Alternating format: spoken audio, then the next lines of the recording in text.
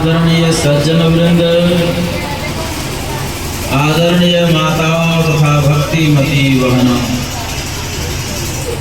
सबों को मेरा बारंबार प्रणाम।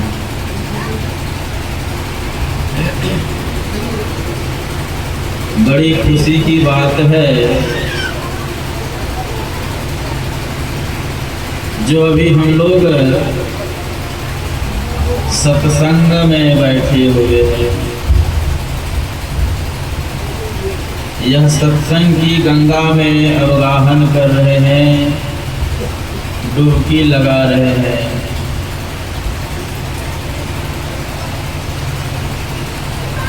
यह सत्संग संजय बाबू के सासू माँ की मन में बहुतों दिनों से चल रहा था कि बाबा एक बार यहाँ सत्संग होना चाहिए, और मैं सुन रखा हूँ यह दरबार सत्संग गढ़ ही है, एक तरह से समझा जाए। यह दरबार सत्संग गढ़ है और इस गढ़ में रहने वाले बहुत भाग्यशाली हैं, बड़े पुण्यशाली हैं, बड़े ही उत्साहवर्धक हैं जो सत्संग में सम्मिलित हैं और सत्संग को पकड़े हुए हैं। एकमात्र मनुष्य का अगर उद्धारक है, जीवन का उद्धारक है, जीवन का कल्याणकारक है, तो वह छोर है सत्संग। और इस दरबार में सत्संग को पकड़ करके रखा है। यह बहुत ही पुण्य का कार्य करते हैं और सत्संग से लग कर के रहते हैं। महापुरुषों ने कहा जो सत्संग से लग कर के रहते हैं उनका सब चीज बन जाता है, बिगड़ता कुछ नहीं है। जो सत्संग से लग कर के रहते हैं उनको सब कुछ बन जाता है, और बनने का एकमात्र उद्देश्य क्या है कि हम दुख से छूट जाएं। हम दुख में पड़े हैं तो सुख की इच्छा करते हैं, सुख चाहते हैं, सुख में जाना चाहते हैं, लेकिन वास्तव में सुख है नहीं। और जहाँ सुख है वहाँ हम खोजते नहीं हैं, है ना। हम परिवार में सुख खोजते हैं, धन संपत्ति में सुख खोजते हैं, पुत्र में सुख खोजते हैं, लेकिन सुख जहाँ है वहाँ खोजते नहीं हैं, और जहाँ नहीं है वहाँ खोजते हैं। इसलिए महापुरुषों ने कहा कि चाह पैसों से आनों में आती रही, चाह आनों से रुपया बनाती रही, चाह रुपया से नोट बनाती रही, चाह नोटों से होटल में जाती रही, चाह होटल में मोटर खोलाती रही, चाह क्या क्या न करती कराती रही, चाह पाली जिन्होंने वे पीले हुए, चाह छोड़ी जिन्होंने वे रसीले हुए, चाह जर से लगी जी जरा हो गया, और हरि से लगा जी हरा हो गया। चाह हमको हरदम उनकी चाहिए, चाह हमको हरदम उनकी चाहिए, अगर वो चाहे तो फिर क्या चाहिए, कुछ नहीं चाहिए। तो तमाम सुख सुविधाओं पर पलने वाले ये शरीर को जब छोड़ते हैं तो वहां भी सुख से रहें। इसी के लिए यह योग है। शरीर तो सब छोड़ते हैं। अभी हम लोग सुन रहे थे पाठ में कि शरीर एक दिन सबको छोड़ना है, लेकिन महापुरुषों ने कहा कि शरीर तो छोड़ना है, लेकिन छोड़ने के पहले छोड़ दे तब ना। शरीर छोड़ने के पहले छोड़ जाए, यानी मरने के पहले मर जाए। ऐसे कौन करते हैं? जो संत होते हैं, जो महापुरुष होते हैं, वो शरीर से निकल जाते हैं, उनको निकालना नहीं पड़ता है। हम लोग किस अवस्था में अभी हम लोग हैं? हम लोगों को जबरदस्ती निकाला जाता है कि नहीं? हम लोगों को जबरदस्ती अभी निकाला जाता है, लेकिन निकलना नहीं चाहते हैं। लेकिन अगर युक्ति जान करके योग करेंगे तो हम भी शरीर से निकल सकते हैं, है ना? आप लोग जानते होंगे शंकराचार्य जी महाराज कि शरीर से कैसे अलग हो गए। शंकराचार्य जी महाराज शरीर से कैसे अलग हो गए, उनकी बात को जाने दीजिए। हमारे वर्तमान में जो गुरु महाराज जिनसे हम लोग जुड़े हुए हैं, जिनके सानिध्य में हम लोग अभी बैठ करके सत्संग कर रहे हैं, उनके जीवन काल में कई बार ऐसे अवसर आए जो अपने आप को शरीर से अलग कर लिया करते थे। आप लोग सत्संग में सुने होंगे, प्रवचन में पढ़े होंगे कि जब गुरु महाराज का ऑपरेशन हुआ तो गुरु महाराज बोले कि इसमें तो नशा देना पड़ता है, और गुरु महाराज ने कहा कि मैं नशा का सेवन तो मैं कभी जीवन में किया ही नहीं हूँ, और आप नशा का इंजेक्शन लगाएंगे, इथर देंगे, तो आप यह बतलाइए कि कितने देर जो है लगेंगे ऑपरेशन करने में। जो भी समय लगा होगा, उन्होंने डॉक्टर साहब ने कहा कितना समय लगेगा, बोला ठीक है आप ऑपरेशन शुरू कीजिए। और गुरु महाराज कहाँ चले गए? शरीर में रहे, शरीर से अलग हो गए, और डॉक्टर साहब ऑपरेशन करने लग गए। फिर जब ऑपरेशन समाप्त होता है, गुरु महाराज पुनः स्व शरीर में आते हैं, सबों को हक्का बक्का जो है छूट जाता है, डॉक्टर साहब चरणों में गिर जाते हैं, कहते हैं कि ऐसे महापुरुष मैंने जीवन में कभी नहीं देखा। मैंने सुना था कि शंकराचार्य जी महाराज शरीर से अलग हो जाते हुए हैं, लेकिन मैं वर्तमान में देख रहा हूँ कि महर्षि मिहि परमहंस जी महाराज शरीर से साक्षात अलग हो गए, है ना? तो किनके प्रभाव से? योग के प्रभाव से, है ना? जब तक योग नहीं करेंगे तब तक शरीर से निकलना बड़ी मुश्किल है। शरीर से निकलना बड़ी मुश्किल, या तो दूर की बात है, हम घर से निकलना नहीं चाहते हैं। शरीर से निकलना या तो बहुत दूर की बात है, बहुत ऊंचे दर्जे की बात है। साधारण अभी जितने लोग यहाँ बैठे हैं, क्या इस बस्ती में इतने ही लोग होंगे? कदापि नहीं। लेकिन देखिए यहाँ उपस्थिति कितने हैं।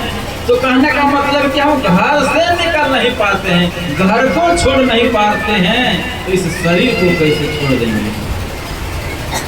इसलिए लेकिन महापुरुषों ने कहा कि अगर थोड़ा थोड़ा भी अगर अभ्यास करेंगे छोड़ने का, थोड़ा थोड़ा भी अभ्यास करेंगे छोड़ने का, तो क्या होगा? छोड़ते छोड़ते आप पूर्ण रूप से छोड़ देंगे। जब आप घर परिवार को छोड़ देंगे, लेकिन महापुरुषों ने कहा कि घर परिवार को भी छोड़ना नहीं है ना? घर में जोग भोग ही घर में, घर तजी बन नहीं जावे, अब बन के गए कल्पना उपजे तब धो कहाँ समावे। कहते हैं बन जाने की जरूरत नहीं है, आश्रम जाने की जरूरत नहीं है, लेकिन महापुरुषों ने कहा लेकिन जो योग है, जो जोड़ना है, उसको जब तक आप घर में बैठ करके जोड़ेंगे नहीं, तब तक शरीर से अलग नहीं हो सकते हैं, तब तक आप मुक्त नहीं हो सकते हैं, मुक्ति प्राप्त नहीं कर सकते हैं। मुक्ति प्राप्त करने के लोग बहुत साधन बतलाते हैं, लेकिन बहुत साधन नहीं है। मर जाना भी लोग कहते हैं कि मुक्ति हो गए। लोग जब घर परिवार में टेंशन होता है तो कहते हैं जहर खा लेते हैं, फांसी लगा लेते हैं, आग लगा लेते हैं शरीर में, क्योंकि शरीर ही नहीं रहेगा, कष्ट ही नहीं होगा, दुख नहीं होगा तो हम मुक्त हो जाएंगे, है कि नहीं। लेकिन महापुरुषों ने कहा कि यह मरना समस्या का समाधान नहीं है, यह मरना समस्या का समाधान नहीं है, यह मरना समस्या लगा ही रहता है। क्योंकि पुनरपि जननम पुनरपि मरणम पुनरपि जननी जठरे शयनम भज गोविंदम भज गोविंदम भज गोविंदम मूढ़मते। कहते हैं माँ के पेट में आना यानी दुख को निमंत्रण दे करके बुलाना, है ना। माँ के पेट में हम आते हैं, चाहे केवल मनुष्य के शरीर में ही माँ का पेट में आना नहीं होता है, अपितु जितने जीव हैं वो माँ के पेट से ही आते हैं, और माँ के पेट में आना ही दुख को निमंत्रण देना है। क्योंकि शरीर होगा तो कष्ट होगा, शरीर होगा तो दुख होगा, शरीर होगा तो संताप होगा, शरीर होगा तो व्याधि होगा, शरीर होगा तो नाना प्रकार का जो है उलझन होगा, तरह तरह का टेंशन होगा। इसलिए महापुरुषों ने कहा कि ऐसा काम करो, ऐसा काम करो जो शरीर में आना ही नहीं पड़े, शरीर में आना ही नहीं पड़े। तो क्या करना पड़ेगा? साधन करना पड़ेगा, योग करना पड़ेगा। जब तक योग नहीं करेंगे तब तक भोग से हम नहीं छूट सकते। जब तक हम योग नहीं करेंगे तब तक हम भोग से नहीं छूट सकते हैं। मनुष्य का शरीर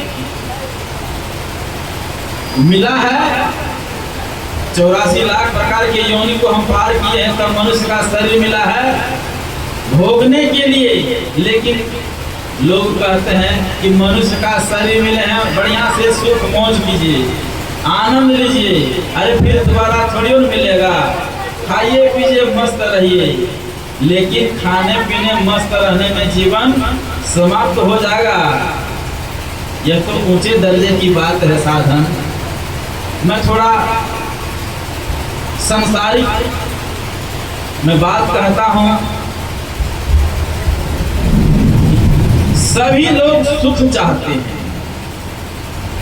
परिवार में सुख चाहते हैं, और सुख कहाँ चाहते हैं कि अपने बच्चों से सुख चाहते हैं। लेकिन सुख मिलेगा क्यों? क्योंकि आपने अपने बच्चों को ऐसा संस्कार नहीं दिया है, वैसा संस्कार आपने अपने बच्चों को नहीं दिया है, इसलिए सुख कहाँ से मिलेगा, है ना। इसलिए सुख मिलने वाला नहीं है।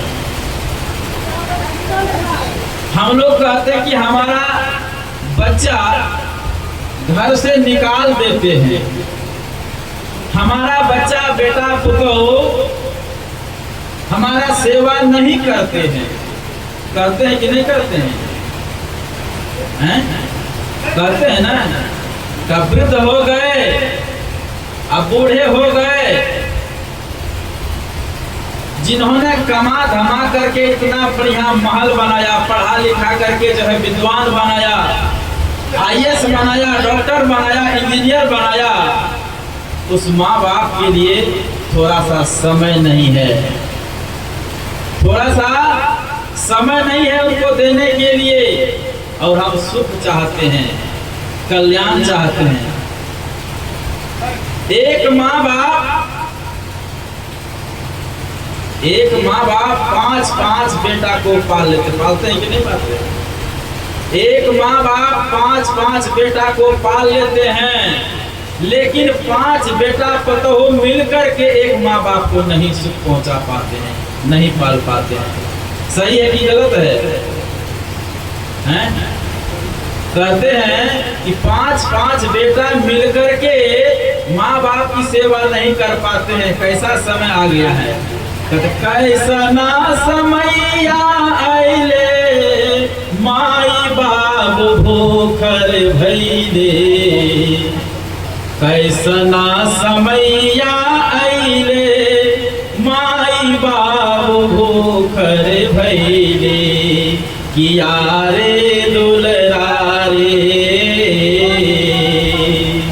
किया रे दुलरा रे, हाथवा से थारिया पुता हुआ छीन लिहली ना, किया रे बेटा, हाथवा से थारिया पुता हुआ छीन लिहली ना। है ना? जब 5-5 बेटा पुतोह मिल करके एक माँ बाप को नहीं पाल पाते हैं और 5-5 बेटा बेटी को पाल देते हैं एक माँ बाप, है ना? यह कैसा समय आ गया, यह समय दुर्भाग्यपूर्ण है। क्यों? लेकिन जिसके लिए आपने इतना किया, संसार को, अपने बच्चों को पढ़ाने में, लिखाने में, सभी सुविधाओं को देने में, लेकिन वही बेटा आपसे दूर भाग रहा है, आपसे हट रहा है। क्यों? क्योंकि उनको अध्यात्म ज्ञान नहीं है। आपने कभी अध्यात्म ज्ञान की शिक्षा आपने नहीं दिया है। केवल बस पढ़ाओ पढ़ाओ और पढ़ा करके इंजीनियर बना दो, डॉक्टर बना दो, IAS बना दो, बड़े बड़े जो है साइंटिस्ट बना दो, लेकिन आपने कभी नहीं सोचा कि अरे हमारा क्या होगा। मानव बनाने के लिए आपने नहीं सिखाया, जीवन को जीने के लिए नहीं सिखाया। इसलिए सबसे बड़े दोषी माँ बाप हैं, क्योंकि उनको आप सत्संग में लाते ही नहीं है बच्चों को। क्या माँ बाप अपने बच्चों को सत्संग में लाएंगे नहीं और सुख की अपेक्षा करेंगे कि हमको सुख मिले, बेटा हमको सुख दे, वो नहीं देंगे सुख। इसीलिए जिस परिवार को पालने के लिए, पोसने के लिए, पढ़ाने के लिए, निकालने के लिए अपना जमीन तक बेच देते हैं, है ना? महापुरुषों ने कहा, एक कवि ने कहा, क्या कहा?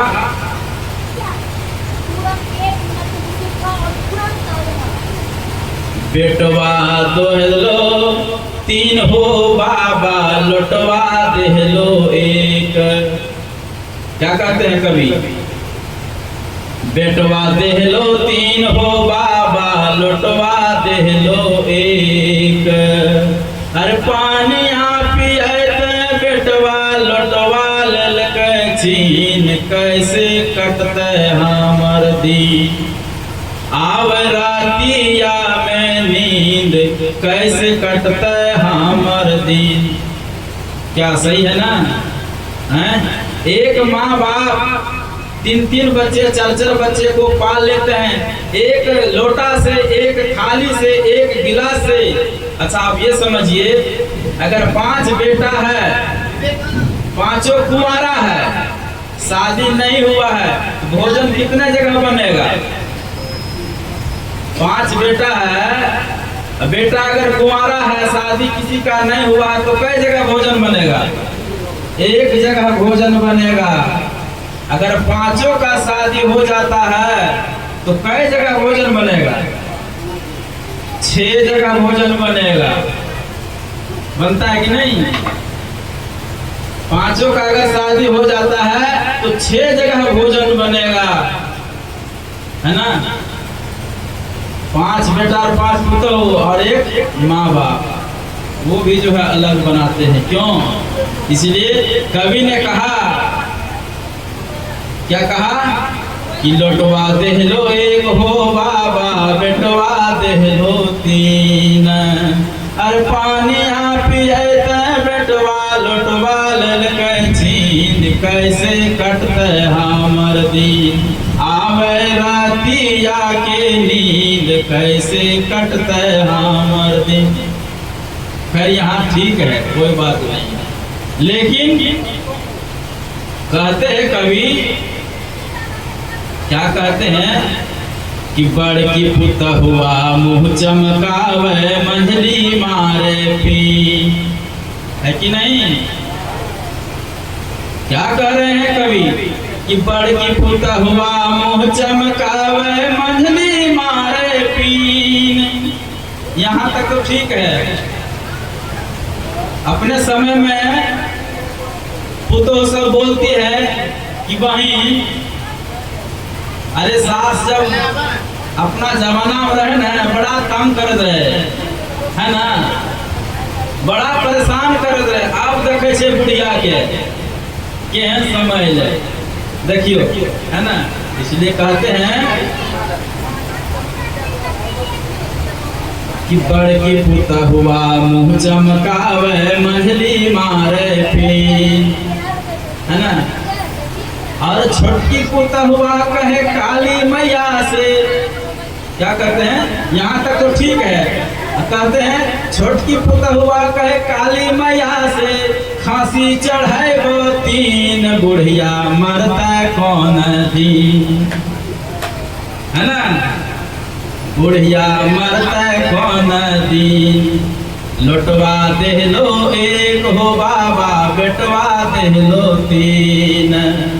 लौटवा दे लो एक हो बाबा, बेटवा दे लो तीन। पानी पिए बेटवा लौटवा ललकै छीन, कैसे कटते हमर दिन, है ना। कैसे दिन कटेगा। और कभी यहाँ नहीं रुकते हैं, आगे और बढ़ते हैं। कहते हैं, क्या कहते हैं, अगर आप बीमार हैं, बीमारी से ग्रसित हैं, अगर आप अपने बेटा को कहिए कि रे बेटा एक बीपी के टैबलेट जैसे ना सफल है, बाजार जाची नहीं आविया, या शुगर के पत्ता जैसे नहीं आ, तो बेटा जानते हैं क्या कहेंगे? यही कहेंगे कि ले पैसा ककरो से मंगवा ले, है ना। लेकिन वही बेटा जब बाजार जाता है, वही बेटा जब बाजार जाता है तो इधर से उसकी पत्नी फोन करती है। क्या फोन करती है? अरे टिंकू के पापा। तुरंत फोन उठता है, हाँ कहियो की बात है? अरे कते छिए, कते छिए? अगल बगल में कौन बाजार है? यहाँ कुमारखंड में छिए, कहियो की बात है? अरे सुने से कुमारखंड में बड़ा बढ़िया जैसे गुपचुप मिले छे, एक आध प्लेट नहीं दिए खाए मन कर रहे। अच्छा अच्छा ठीक है।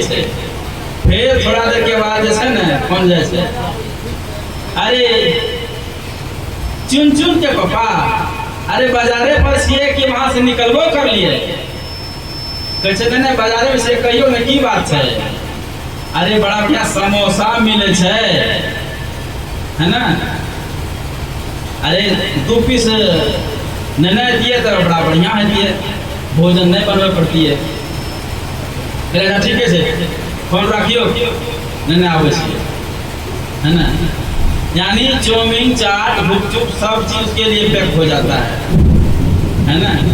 लेकिन माँ बाप के लिए सुखल रोटी नसीब नहीं होता, है ना।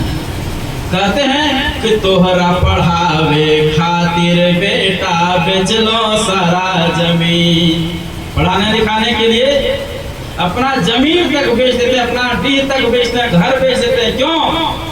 मात्र एक ही इच्छा रहती है कि बेटा अगर पढ़ लिख करके कोई अवसर बन जाएगा तो ऐसा ऐसा जमीन कितना खरीद लेंगे।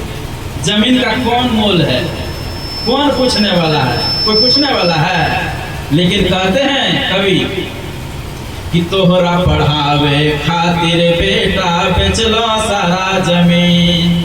अरे माई बाबू ले सूखल रोटी, माई बाबू ले सूखल रोटी, कन्यान ले चौमीन, कैसे कटते हमर दिन। है कि नहीं? आवे रातिया के नींद, कैसे कटते हमर दिन। बेटवा दे लो 3 हो बाबा, लौटवा दे लो 1। बेटवा दे लो 3 हो बाबा, लौटवा दे लो 1। अरे पानिया पिए बेटवा, लौटवा लेल कछीन, कैसे कटते हमर दिन। आवे रातिया के नींद, कैसे कटते हमर दिन। थोड़ा सा इस पर विचार कीजिए। जिस माँ बाप ने अपना सारा जमीन बेच दिया, अपने भीगे हुए में सोया, है ना, ठंडी में कपड़ा अपने नहीं पहन करके आपको पहनाया, ओढ़ाया, सुख सुविधा से पाला, अपने नहीं खा करके आपको खिलाया। लेकिन वही कहते हैं कि माई बाबू ले सूखल रोटी, कन्या ले चौमीन, कैसे कटते हमर दिन। कन्या ले ना पूरा 56 भोग, और बुढ़िया ले सुखलो रोटी नसीब नहीं है। यह दोष कहाँ है? इस पर थोड़ा विचार कीजिए कि आखिर अपने पत्नी के लिए चौमीन, चाट, गुपचुप, बर्गर सब आ जाता है, और आपके लिए, आप बीमार हैं, एक पत्ता टैबलेट जो है लाने के लिए वह तैयार नहीं है। आखिर गलती कहाँ है? गलती ढूंढिएगा ना, कि गलती कहाँ है, हैं? गलती को ढूंढिएगा नहीं और खोजिएगा सुख, तो सुख मिलेगा। बच्चों को वैसा संस्कार आप दीजिएगा नहीं, केवल पढ़ाना पढ़ाना, पढ़ाइए पढ़ाइए पढ़ाइए। कभी सत्संग में भी तो लाइए, कभी साधु महात्माओं से दर्शन भी तो कराइए, तब न। वो जानवे नहीं कहता है कि जो महात्मा क्या होते हैं, संत क्या होते हैं, साधु क्या होते हैं, योग क्या होता है, सत्संग क्या होता है, भक्ति क्या होता है? तो आपका सेवा क्या करेंगे? वह तो सोचते हैं कि बस हम और हमारा जो पत्नी है बस 2 ही है, तीसरा तो कोई है ये नहीं है। लेकिन महापुरुषों ने कहा कि सुख जहाँ है वहाँ हम लोग खोजते नहीं हैं, और जहाँ नहीं है वहाँ हम लोग पूरा जो है खोजबीन करते रहते हैं। इसलिए मात्र एक ही मार्ग है, एक ही रास्ता है सुख प्राप्त करने का, वह है सत्संग। सत्संग से अगर आप लग करके रहेंगे तो आपका जीवन खुशहाल होगा, आपका बेटा पतोहू आपका सेवा करेगा। हम अपने बेटी को जो है सत्संग में लेबे नहीं करते हैं, सास का वो सेवा क्या करेगी? लेकिन वही सेवा अगर उसके माँ बाप पर जब घटना घटती है, तब पुतों को देखिए जो कैसे लगता है। अपने माँ बाप के ऊपर दूसरे माँ बाप को तो बढ़िया लगता है कि इतने सेवा कर रहे हैं, हमरा नहीं इतने सेवा, हमरा खुदे कमर दर्द करे छे, हमरा अपना ठीक नहीं लगे छे। लेकिन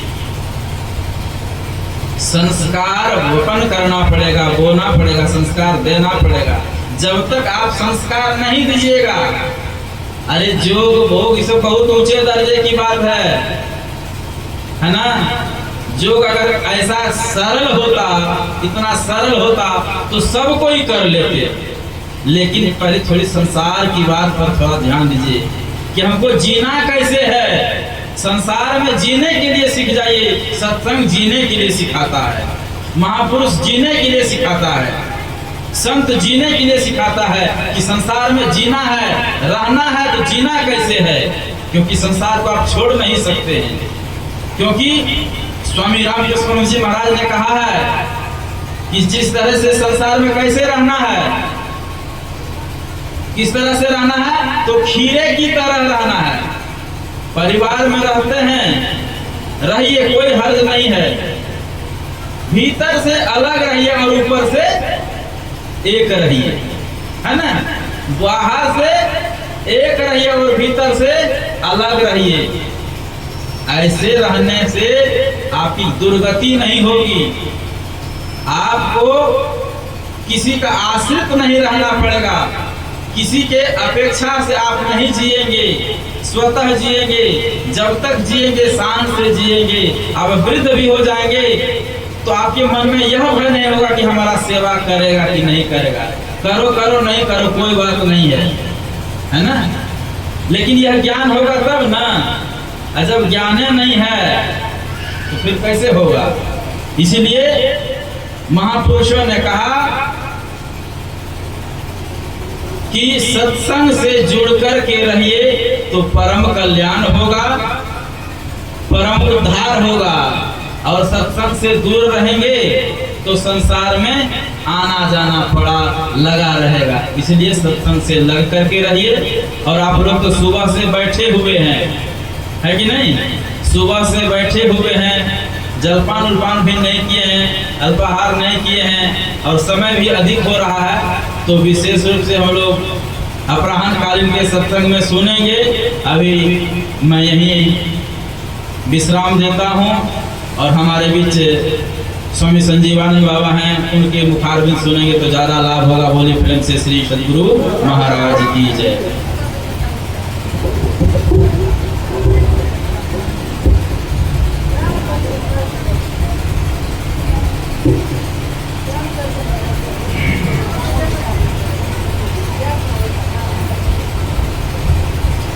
श्री सद्गुरु महाराज की जय।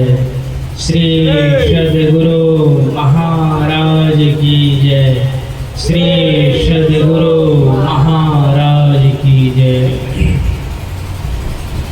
मंगल मूर्ति सद्गुरु